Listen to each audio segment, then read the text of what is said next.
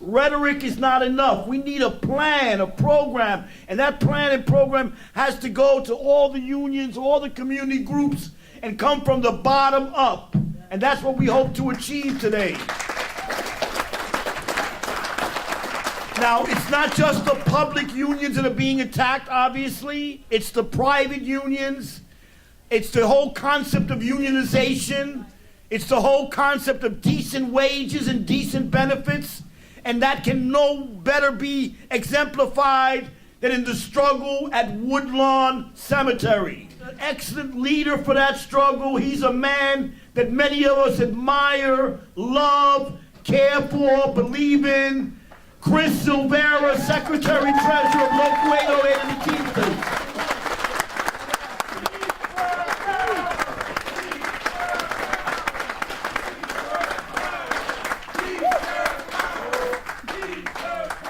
I was wondering who you were talking about. Family. First of all, I want to give some recognition. I want to thank the South Bronx Community Congress, Freedom Party, bail out the people who are always doing some yeoman work out here.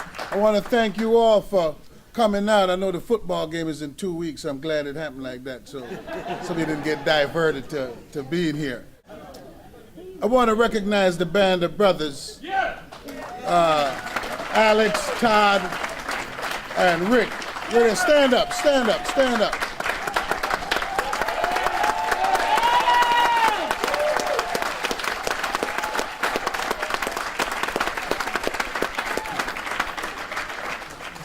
Because what's happening in Woodlawn now really started from their decision to not accept the oppression anymore. You know, that oppression has been going on probably from 1864, because places take on their own personalities. And my sense is that Woodlawn was oppressive on the day it was formed and born, and have been oppressive ever since. And even when they had a union, because the global conditions were somewhat different, it didn't manifest itself. But the conditions are different now.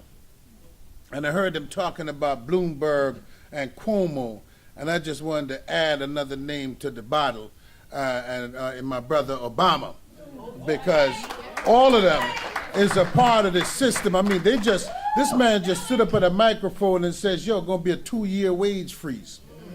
Did he talk to my landlord? Did he go down to the supermarket and talk to the cat in the supermarket and say, yo, you gotta freeze everything around here because everything is frozen? Isn't it funny how when we go to Congress to fund the war, there is no debate? Is that bothering you? Because it bothers me. Is it funny how we want to have a 21st century education, but we laying off teachers? We cutting the budget.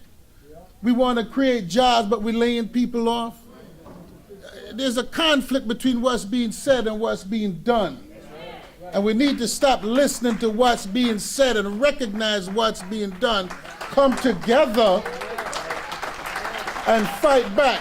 And when I say fight back, I mean in a literal way. I mean, I'm talking about, when you talk about students and workers, let me tell you something, because I want the students to stay in school. Teamsters control trucking. Not as big as they used to, but enough to choke the crap out of this joint. We also control the railroads, because the Brotherhood of Locomotive Engineers, which move every train in this country, freight train, are now Teamsters. If I reach out and link hands with my gangster brothers in the ILA and the ILWU, the longshoremen, we could stop this country in 1 day, in 1 week, in 1 hour, and change the dynamics of the entire conversation. No longer we be begging, because if we can afford this war, we can afford the pension. How many people in here are members of a union? Raise your hands. Do all of you have pensions? Don't you think everybody should have a pension?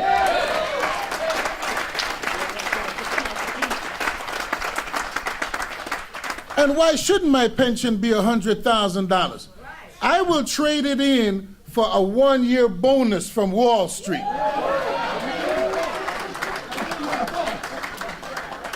You know, you give me a $25 million bonus, not only will I accept it gladly, give up my pension, I'll retire right now. So we have to do something different. If we are going to sit here, we got to mobilize. We got to get out here, talk to our coworkers. Let me tell you, each worker is thinking, if I stick my head in the sand, I'm going to survive this. They believe that. Let me tell you, it ain't about us. It's about those two right there. That's right. See them right there? Where they going to work at 10 years from now, 20 years from now? What are they going to school for if all the jobs are being outsourced, if everybody got laid off? What are they going to school for? To learn how to survive in prison? Because I went to school to learn about information technology and I found out some guy was doing it in India for less than I was doing it. The lawyer we negotiated with in Woodlawn was lamenting the fact that he went to the hospital to visit his wife. And years ago when he went, all the doctors were white. And when he went up there, all the doctors looked different. So what are we sending our kids to school for if there are no jobs? To learn what for what? We might as well just give them a video game and say, go on and enjoy yourself right now, because in 5 years you're going to prison and they'll take care of you for the rest of your life. We are confronted by a juggernaut that no one has seen since the beginning of mankind. Trust me when I tell you this. Because the workers in 1925 understood what was happening. Most workers today don't. So this is a more serious time because those who understand are being attacked by those who don't understand. They think they could take these building trades workers and turn them against public sector workers, and that's going to solve the problem for who? So we gotta do something different.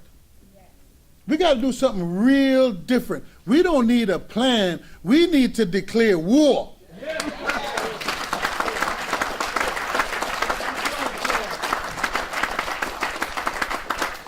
We need to go to Albany, choke Cuomo. No, excuse me.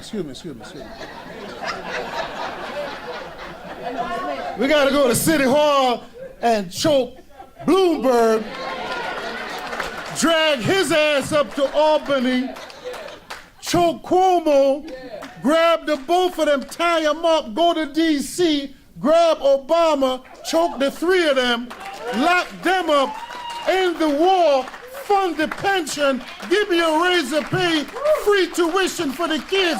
There's no reason why not.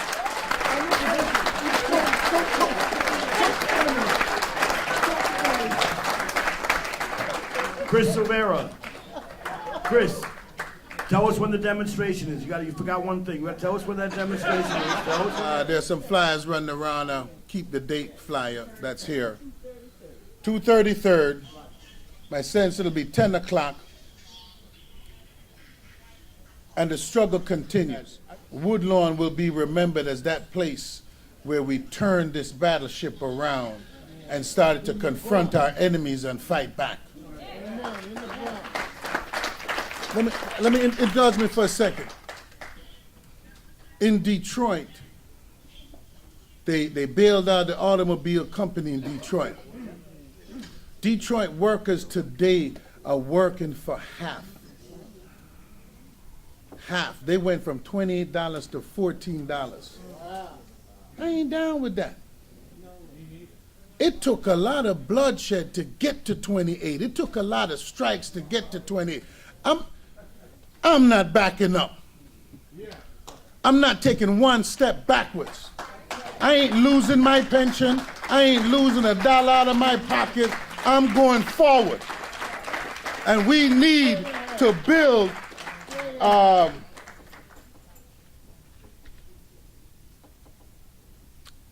what was the catch that fueled them? No.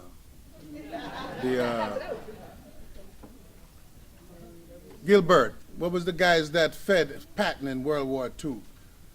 Lou Richard did that thing on him. No, it was a whole transportation. They moved more. Oh, y'all flunked the history test. Whatever they were. I want to say the Red Brigade, but it wasn't the Red Brigade, but it was the Red Ball Express. There you go. We need a Red Ball Express of labor. We need to shake up all these cockamamie leaders in D.C. that's living fat, who don't want to fight for taxing the rich because they rich too. Hey, there's a reason why you hear nothing from them. You know, they're in that club. You know, so if you tax the people making more than $250,000, you're hurting them too, right? So they, you know, they might say a word here or there where they have to, but they ain't down with that. But most of us ain't in that club. Go and look at Germany. Go and look at France. Go and look at all these other countries and look at how their people retire. And they have one thing in common. They run around the world fighting every goddamn sucker they can fight. We need to end this war. We need to change the dynamics. Thank you very much. February 21st.